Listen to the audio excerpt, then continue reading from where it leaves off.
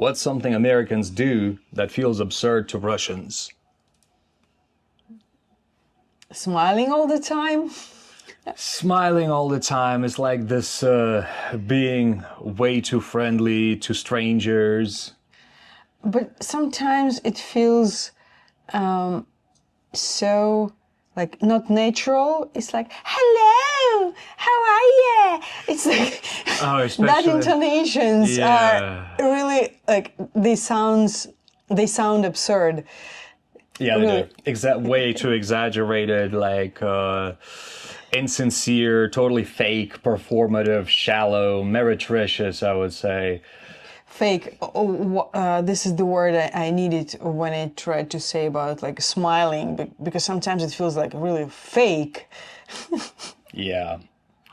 Yeah, it's, I mean, like, I understand why Americans do this stuff is like to kind of create less, like, decrease social pressure, make the interaction smooth and pleasant. But my eye keeps twitching because of just how shallow it is and how there is absolutely nothing behind it. Like, there is no substance behind this kind of conversation at all. Like, you seem valued, but you're not. Yeah. That's what absolutely, like, even me, who basically is American, after having lived there for so long, since a very young age, my eyes still keeps twitching from these types of interactions, you know. And like, When I say smiling, it doesn't mean I don't appreciate smile. Of course, it feels good, but when it's very искренне, sincere. when it's sincere, but when it's not, you can feel it, and you feel weird. You know, it's like, okay, why do you do that? You know. I would say also, aside from like this kinds of like these kinds of like this kind of extreme friendliness, especially with strangers, another thing that many Russians don't understand, and I personally actually kind of like it, small talk. Yeah, that was actually number one in my list, small talks, because I really don't understand why like waste time for that. But here's why. Here's why I like small talk. Like, yeah, I can spend like 10 minutes talking about the weather, you know, like weekends, etc., whatever. But it's a good way to establish a connection. And like, I can immediately see if this is a connection that's interesting to me or not, you know? So small talk is like an easy way in, for example, you know, like I can talk, like I always, I can, like when abroad, I can always ask anybody where you're from. And that's generally interesting to me, where people come from. And that can establish a connection immediately. So that's why I like it. And Americans are really good at that, networking in general. And sometimes you piss me off when I need to wait for you when you do When your I'm done, small talks. when I'm done you know? yapping. Yeah. Yes, it's really annoying. Well, I mean, like, you wait for me when I'm done yapping with other people, and I'll wait for you to be done yapping when it's just two of us. I'm not interested in some conversations. You totally missed it. What? You wait for me when I'm done yapping with strangers, and we are just together. I'm waiting for you to be done. Yeah, there you go. Now you got it. I don't do small talks. You do with me. No, I do not small, but big talks with you. Yep. So the next one, this has evolved in a really horrible way, is the tipping culture in the States. Like when I moved to the States in 1997, the tip was 10%, and you would leave a tip if you like the service. That's how it should be. What's with this mandatory emotional pressure 20% crap? I mean, or more. No. No way. I'm not doing that. You know, like in the US, I don't do that. I don't care if they're going to spit in my coffee next time. I'll just go to a different coffee shop. No friggin' way. I'm only gonna leave a tip if I like the service, if you know, people actually did something special. By default, this should not be around. Very much against it, and like other cultures, it's not like that. Like in, you know, in Asian culture, like in Korea, for example, it's actually insulting because you do your job already. You get paid for it already. In Malaysia, one like, waiter. Yeah, yeah. In Malaysia, we left tips or tip? A tip. A tip to waiter, and he ran He ran after us. And gave it back. And said, yeah. Yeah, and said, yeah, I like have like my salary. I get paid for my job already. Yeah. That's the thing about the tipping culture. You get paid for your job already. If there is a valid complaint that life is really expensive, it's really expensive for me too. Why would I give you more money just because you brought food to my table and that's it? Or in a coffee shop, not even that. You poured me coffee. Wow. Oh my God. In Russia, actually, this culture refuse. It's slowly getting in. But still, there's no, if you like service, you leave a tip, and there is no like fixed amount. Like 10% is like must, you must leave. No, and there is no emotional pressure behind it. Yeah, no. Unlike in the States, you know. So that's just like seriously, it's an atrocity. The tipping culture in the States. What else? What else? Not taking your shoes off when entering. We've talked about this many times. Yeah, wearing shoes at home. At home, it's a crime. It's a crime. Yes, exactly. It's blasphemy. You know what blasphemy is? No. Кощунство. Yes. So, yeah, it's the logic for Russians, like if it's cold inside, you'll be given slippers, right? But outside is dirty, inside is clean. I don't mop the floors for you to drag the outside dirt in. Yeah. You know, like, or I don't, like, the housemaid doesn't mop the floor. And usually we, at home, we are barefoot. I mean, it depends where. It depends where. Like, we're barefoot because we're in Thailand. No, in Omsk I also. Because in Omsk you got central heating. Yes.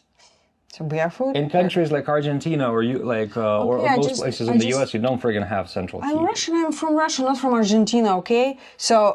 I'm just saying the logic, right? And especially, yeah. I mean, this is part, I think it is part of a culture because you're barefoot at home, so you don't want to feel like dirt under your feet, you know? And another thing is that in the States, like, you have carpet everywhere. So it makes even less sense to me. Like, you don't take your shoes off, you just get that carpet dirty, and then you have to absorb all the grime, and then you have to do carpet cleaning. Isn't it easier to just take the shoes off and walk indoors without them? So yeah, that's one thing I will never understand. That I think it's another horrible thing that Americans and many other cultures actually do. Another thing that I always hated in the States is dating, because like you got this dating scripts, like this official talk, you know, it always feels like a friggin' job interview. Well, not always, you know, but like many times. And like this distance between people is palpable. Like, isn't dating supposed to be not like a partnership, but kind of a, you know, something that actually brings people together? But even in relationships, people often are like, you know, I'm talking about Americans, people often, they keep distance. Like they still keep, what? I mean, dating, like first time dating, or when you like boyfriend and girlfriend and you go to a date and still... No. Like first time dating, like establishing a relationship. But even inside relationships, some people like, they like keep distance still, you know, and I don't know, it just seems very, like, almost formal to me very often. I'm not saying that it's all people, definitely not, but it's a frequent thing, I would say. So, yeah, I couldn't, like, it was difficult for me to date Americans. This is related not only to Americans, but a lot of cultures, but it's loud speaking in public. Yeah. Oh God, yeah. Americans do that, and I also like don't understand that. And they get insulted if you Yeah. bring it up. Yeah. Like you're in Asia, for example, and you have these groups of Americans just kind of like really speaking loudly. Like if you do a decibel tracker, it'll go over 50. Like consideration, guys. Especially in different cultures, especially when there's other people trying to hear themselves.